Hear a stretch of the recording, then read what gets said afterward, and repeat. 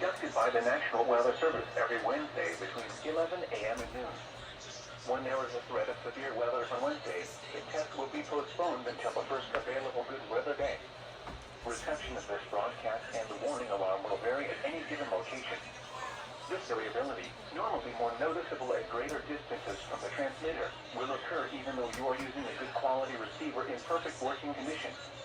The tone alert will be automatically activated for selected watches and warnings affecting the following counties: in Indiana, Porter, LaPorte, St. Joseph, Elkhart, LaGrange, Steuben, Stark, Marshall, Kosciuszko, Noble, DeKalb, Woodley, Allen, Miami, Wabash, Huntington, Wells, Adams, Grant, Blackford, Pulaski, and Jay.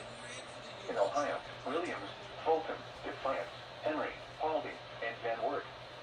And in Michigan, Berrien, Cass, St. Joseph, Branch, and Oakdale. For more information, see our webpage at www.weather.gov/IWX and click on NOAA Weather Radio under Local Information. We now return to regular programming.